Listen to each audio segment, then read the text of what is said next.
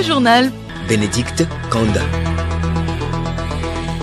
Merci d'écouter Radio Lomé. Madame, Monsieur, bonjour. Les grandes articulations de cette édition.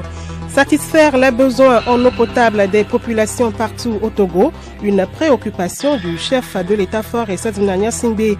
Le Grand Lomé bénéficie de 5 nouveaux châteaux d'eau en cours d'installation. Célébration des 70 ans de Radio Lomé, une messe d'action de grâce a été dite ce matin à la paroisse Saint-Antoine de Padoue de Anoukope. Impliquer l'éducation communautaire dans la lutte contre les grossesses et les mariages précoces, c'est l'une des innovations apportées au nouveau document validé cette semaine. Les explications à suivre. Et puis en sport, Coupe du monde féminine de football, les 2 premiers demi-finalistes sont connus. L'Espagne et la Suède ont validé leurs billets ce vendredi au terme des quarts de finale.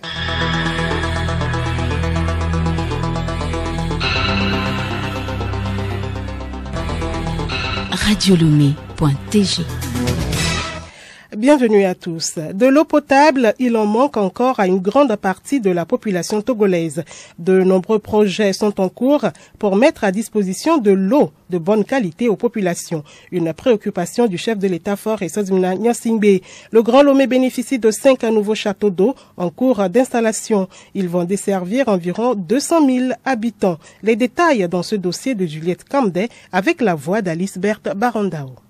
Ces ouvrages ont une capacité comprise entre 50 et 1300 mètres cubes. Ils sont construits dans les quartiers de Zosime, Alenka, Logoté, Sagbado, Atiégou et Dambesito dans le Grand Lomé. Ces infrastructures viennent renforcer l'alimentation en eau potable dans la région. 3 autres châteaux d'eau devraient être construits à Fidikpi, Leguasito et au lycée de Sagbado. La grande ambition du gouvernement est de satisfaire d'ici quelques années 80% des besoins en eau potable dans le Grand Lomé et accroître la desserte en eau potable dans les autres régions. Le dispositif de suivi des ouvrages de forage et des indicateurs pour l'eau, SOFI, basé sur la téléphonie mobile, est par exemple utilisé dans les villages pour assurer aux habitants un approvisionnement continu et permanent en eau potable à travers un suivi en temps réel des ouvrages de forage. La plateforme repère les pannes sur les ouvrages et les fait réparer. Le mécanisme SOFI a déjà permis de connecter au moins 9052 forages dans 366 cantons touchés sur une cible totale de 394. En 2009, on estimait à 2406 le nombre de forages connectés à SOFI dans 144 cantons sur l'étendue du territoire. Après le Grand Lomé, les localités de l'intérieur du pays bénéficieront des programmes similaires. Les résultats sont à venir. Alice Berthe Barandao. Activité à la primature, Madame le Premier ministre Victoire Tomega Dogbe a échangé hier avec Idrissa Nassa, président du conseil d'administration de Coris Holding. Il est à Lomé dans le cadre des activités de son institution. Les échanges ont porté notamment sur les actions du groupe au Togo. Ils ont réitéré leur engagement à travailler aux côtés du gouvernement. Idrissa Nassa au sortir de l'audience. Notre groupe est installé ici depuis 8 années que nous sommes au Togo. Nous accompagnons le secteur privé qui est notre cœur de métier, les petites et moyennes entreprises. Nous accompagnons également l'État. Et aujourd'hui, nous avons une filiale qui se porte bien. Tout cela est dû à la vision du chef de l'État et aux actions qu'il déploie chaque jour pour créer un environnement de stabilité, un environnement de paix et une inclusion dans le pays qui permet donc à l'économie du Togo de bien se porter et d'être attractif pour les investisseurs que nous sommes. Aujourd'hui, le Togo est une plaque tournante de l'économie de la sous-région et nous sommes très heureux d'accompagner la dynamique qui est enclenchée. C'est des choses que nous apprécions en tant qu'investisseurs et nous lui avons également rassuré de l'engagement de notre groupe aux côtés du gouvernement pour accompagner l'économie. La suite de ce journal, Radio Lomé fête ses 70 ans d'existence. À cette occasion, une messe a été dite ce matin à Lomé, à la paroisse Saint-Antoine de Padoue de Anoukope. Il s'agit de rendre grâce à Dieu pour ce jubilé de platine et implorer la protection divine sur le personnel, les responsables et les auditeurs. Geneviève Pognon avec la voix d'Hélène Assabi.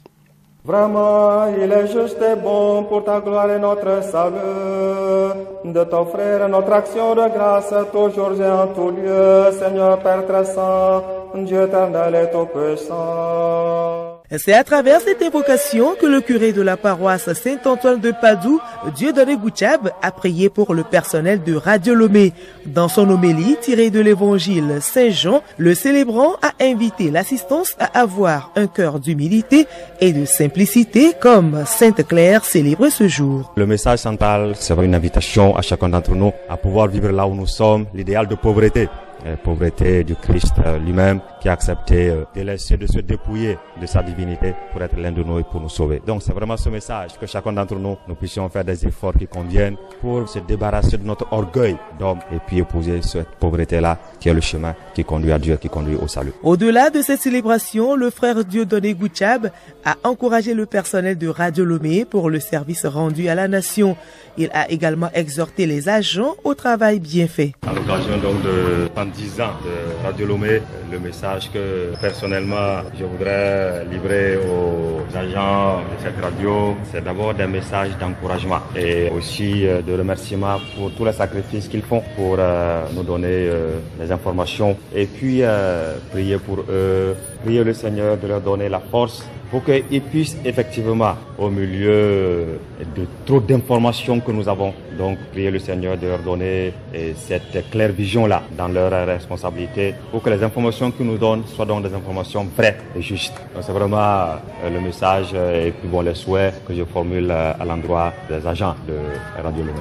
Pour les responsables de la station du plaisir, cette messe qui entre dans le cadre des festivités permet de remercier Dieu et solliciter sa protection. Éric Cloutier, chef du personnel de Radio Lomé. Radio Lomé aura 70 ans et c'est en prélude à cet anniversaire que la direction a sollicité cette messe pour implorer la bénédiction divine et l'assistance du Saint-Esprit sur le personnel, les premiers dirigeants, ses amis et ses fidèles auditeurs. Pour ce 70e anniversaire, c'est un chemin parcouru par Radio Lomé. Et pour ceci, c'est devenu un devoir pour nous qui sommes héritiers ou acteurs du moment de continuer à maintenir cette flamme pour les générations futures. Beaucoup d'autres activités sont au programme de cet anniversaire.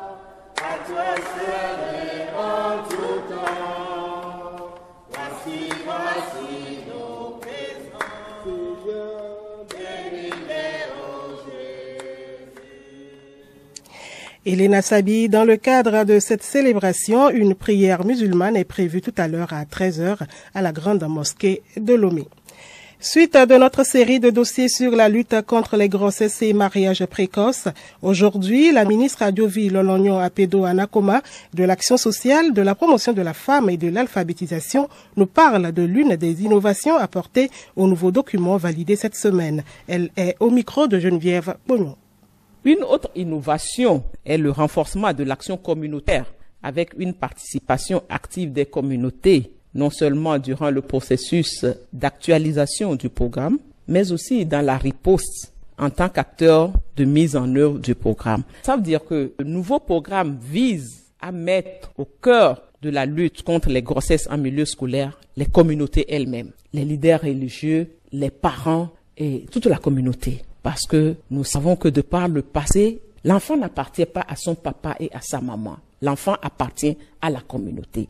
Et toute la communauté avait le devoir de veiller à la réussite, à l'éducation de l'enfant. Mais depuis un certain moment, le constat est que la communauté démissionne et l'enfant est laissé à son papa et à sa maman qui n'ont pas la même mise sur cet enfant. Parce qu'une fois que l'enfant quitte la maison pour l'école, les parents ne suivent pas. L'enfant parcourt un trajet avant d'arriver à l'école. Et l'autre constat aussi, c'est que les éducateurs ou les enseignants ont abandonné le rôle d'éducateurs de communauté qu'ils jouaient et se consacrent aujourd'hui seulement aux éducateurs instructeurs. Et pire encore, les éducateurs qui sont censés protéger les enfants sont eux-mêmes les bourreaux. Raison pour laquelle le gouvernement togolais a adopté en 2022 la loi portant protection des apprenants contre les violences sexuelles en milieu scolaire.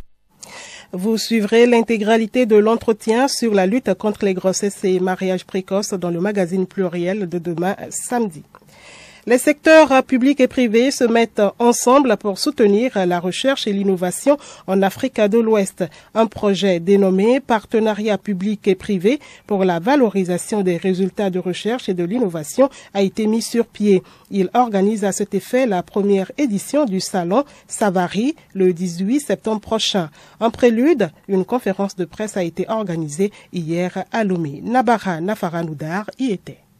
Pour cette première édition, le thème retenu est « Libérer le potentiel de la recherche et de l'innovation pour un développement inclusif et durable en Afrique de l'Ouest ». Plusieurs activités, notamment des panels d'experts, des expositions regroupant plus de 75 innovateurs, des rencontres B2B et B2C sont inscrits au programme de ce salon. Il doit alors créer un environnement propice à l'investissement dans ce secteur. Professeur Joseph Tigbe, vice-président du comité d'organisation. Il n'y a aucun cadre à ce jour qui rassemble les chercheurs et les opérateurs économiques. Or, nous savons que les opérateurs économiques sont des utilisateurs des résultats de recherche. Et donc, on se retrouve dans une situation où les chercheurs font de la recherche qui reste dans leur tiroir et les opérateurs économiques, à chaque fois qu'ils ont besoin de solutions émanant des recherches, en importent. Et quand ils importent ces solutions, ça leur revient beaucoup plus cher. Et donc nous disons que tout l'argent qu'ils mettent à importer les résultats de recherche, les solutions technologiques, il faut qu'ils investissent dans le secteur de la recherche. Selon le professeur Kwame Kokou, directeur de la recherche scientifique et technique du Togo, le secteur privé contribue à la réussite de ce projet. Nous sommes en train de réfléchir sur la mise en place d'un fonds d'investissement en la recherche et ça, cette idée est venue du secteur privé. C'est le secteur privé qui a décidé de mettre en place un fonds d'investissement qui peut mettre à la disposition des innovateurs, qui peut mettre à la disposition des chercheurs de manière à aller candidater, à aller faire des prêts au niveau de ce fonds-là pour investir dans la recherche et que ça puisse porter des produits qu'on peut mettre sur le marché et vendre. Le projet Partenariat public-privé pour la valorisation des résultats de recherche et de l'innovation PPVRI en Afrique de l'Ouest découle du projet Variwa. Il bénéficie de plusieurs financements, notamment celui de l'Union européenne. Préparatif de la prise de la pierre sacrée, cette matinée à Aného, dans le sanctuaire de Bosro Mafli, a lieu le rituel Situtu, un rituel d'invocation de paix et de bonheur. Paco Johnson nous propose l'ambiance sur les lieux. Les gains, le peuple aux 41 divinités entre dans une phase importante dans les préparatifs pour la prise de la pierre sacrée. Ce matin, adeptes, prêtres et prêtresses, dans leur tenue de circonstances, se sont rendus au sanctuaire de Bosro Mafli. C'est pour le rituel de Situtu na Bosro Mafli.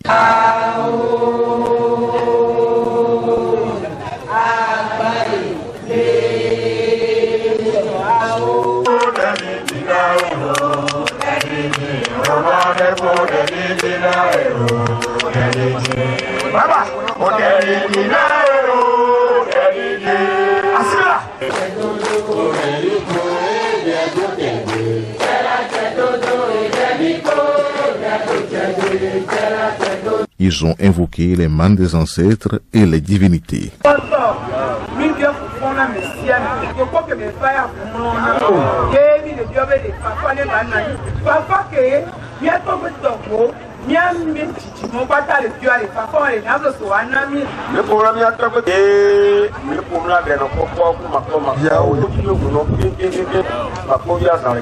Après la bénédiction de l'eau par l'invocation des esprits, l'eau sacrée est aspergée sur l'assistance en signe de demande de Tchétché, c'est-à-dire bonheur.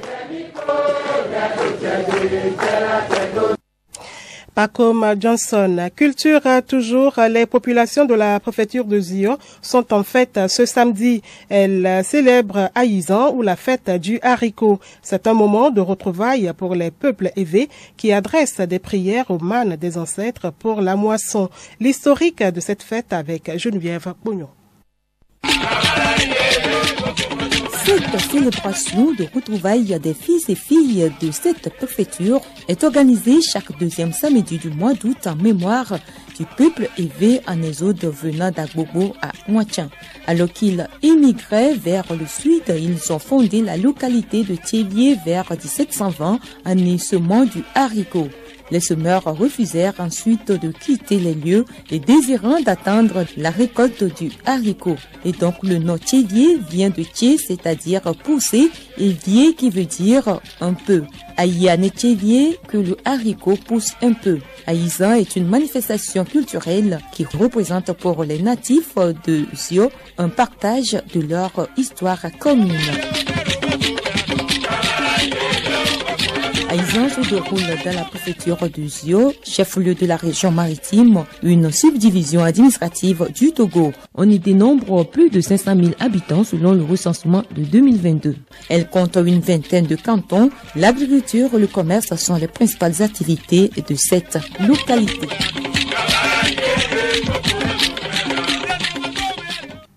Geneviève Pognon reste avec vous. La foire à Diafi, un concours de création de vidéos, un atelier de dessin, une grande soirée pagne.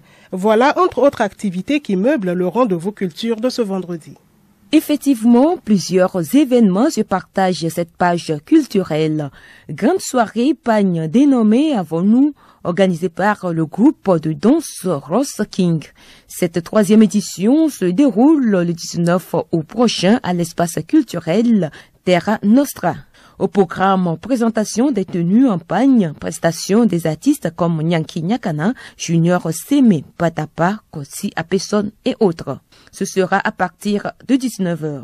De la musique au dessin, les tout petits enfants sont conviés à un atelier de dessin qui est organisé du 7 au 25 août prochain au centre culturel Fiorome. Peinture, bande dessinée et initiation au portrait sont au menu de la formation. Autre sujet, un concours de création de vidéos de sensibilisation sur les fléaux sociaux se déroule du 7 au 21 août prochain. Jeunesse engagée pour un avenir sain est le thème de cette formation. Les jeunes âgés de 15 à 35 ans désireux de participer à cet appel à candidature sont invités à produire et envoyer leurs vidéos pour la compétition. Et puis, la foire à Diafi édition 2023 se tient du 24 août au 10 septembre prochain. La foire des jeunes entrepreneurs, 11e édition, a pour thème Agritef, une richesse d'innovation des jeunes entrepreneurs au service du développement agricole. Merci à vous, Geneviève Pognon. L'actualité sportive, l'attaquant togolais Kodjo Fodolaba a l'honneur des awards de l'ADNOC Pro League. Il a été honoré du trophée du meilleur buteur du championnat des Émirats Arabes Unis. Ce vendredi, l'Espagne et la Suède ont validé leur ticket pour la suite de la Coupe du Monde féminine. C'était à l'issue des quarts de finale. Salem Lemon. L'Espagne et la Suède poursuivent la Coupe du Monde féminine de football Australie Nouvelle-Zélande 2023. Les Espagnols ont, dans le premier quart de finale, disposé des Hollandaises 2-1. Le même score a sanctionné la rencontre Japon-Suède en faveur de la Suède. Demain samedi, les derniers quarts de finale se joueront entre Australie-France d'une part et Angleterre-Colombie d'autre part. Football national à présent, la Fédération togolaise de football a dévoilé hier les contours des championnats intra-ligue qui donnent accès à la 3e division. Les compétitions de jeunes U17 et les compétitions féminines vont bientôt démarrer dans les ligues régionales de football au Togo. Chaque ligue régionale a la responsabilité d'organiser le championnat en accord avec la FTF. Ces championnats prendront fin en décembre prochain afin de dégager les équipes qualifiées pour la 3e division. Au total, 40 clubs pourront participer au championnat de la 3e division. Les éperviers dames ont démarré hier leur stage pour préparer les éliminatoires de la CAN Maroc 2024. Une séance d'entraînement a été suivie hier par tout le groupe de Kai Tometi. Et puis, Kodjo Fodolaba a encore fait hisser le drapeau togolais dans le golfe. L'attaquant d'Al Ain aux Émirats Arabes Unis a été sacré aux awards de l'ADNOC Pro League. Auteur de 28 buts en 26 matchs de championnat 2022-2023 des Émirats Arabes Unis, Fodolaba a été honoré du trophée du meilleur buteur du championnat. Il aura pour cette saison totalisé 28 buts et 8 passes décisives. Et l'information insolite pour terminer, un Nigérian résident au Royaume-Uni a été placé en détention pour avoir enceinté 3 femmes. sa femme, sa belle-mère et sa belle-sœur, toutes des femmes blanches. Son arrestation est intervenue après l'ouverture d'une enquête suite aux préoccupations exprimées par des membres de sa propre famille. Cette forfaiture de ce Nigérian cristallise les débats sur les mœurs sociales, la responsabilité personnelle et les limites de la loi à ce sujet. Certaines personnes remettent en cause cette arrestation, estimant qu'il s'agit d'une violation des droits de l'homme. Pour eux, ces femmes ne sont pas violées, donc consentantes. Mais une autre frange estime que l'homme a dépassé les limites.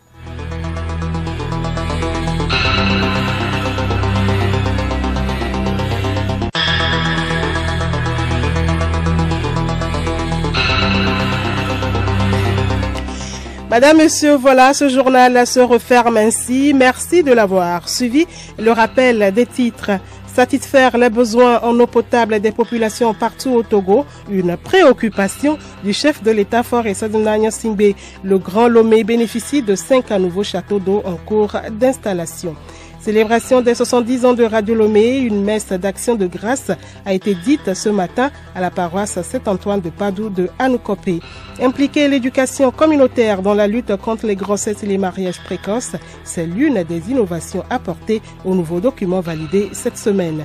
Et puis en sport, Coupe du monde féminine de football, les 2 premiers demi-finalistes sont connus. L'Espagne et la Suède ont validé leur billet ce vendredi au terme des quarts de finale. Excellent après-midi à l'écoute de nos programmes.